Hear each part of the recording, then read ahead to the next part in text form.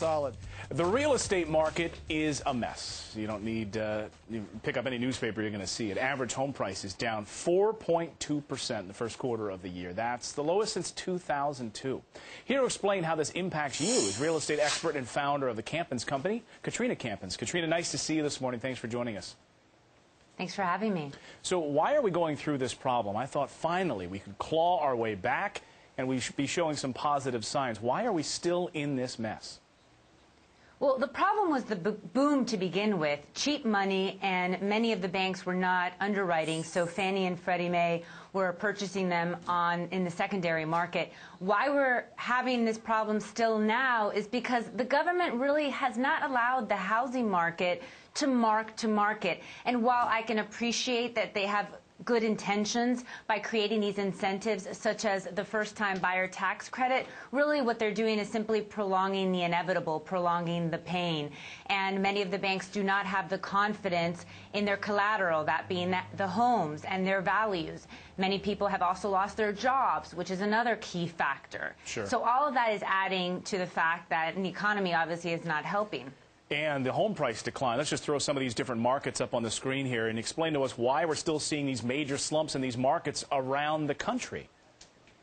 Well, the two markets that have really been hit the hardest are, one, the markets that saw the largest growth of new construction during the boom. And these tend to be less desirable areas within these cities. You also have to remember that the buyers that purchased in these areas bought with variable rate mortgages, and many of those are resetting now. Right. And many of those buyers have also lost their jobs and their home values have plummeted. The second area that is getting hit the hardest are the cities with undiversified local economies. For instance, manufacturing cities, Detroit being the perfect example of this.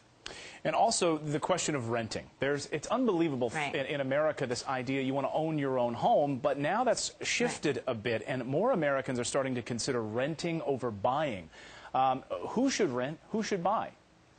Well, the rental market, it's interesting you bring that up because the rental market has skyrocketed because of the demand. You have the traditional renters, which are still renting, but then you also have people that would never consider renting before that have entered the market.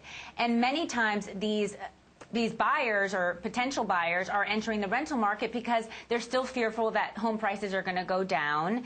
And so what we're seeing is high rental rates. And until we really see the market stabilize a bit, I think that people are going to continue to rent. Really, what I'm advising my buyers is buy for the long term. If you're going to be in the market for the next, buy a home and stay put for the next 5 years, then it may be best for you to actually purchase. You have to weigh the Right. pros and the cons.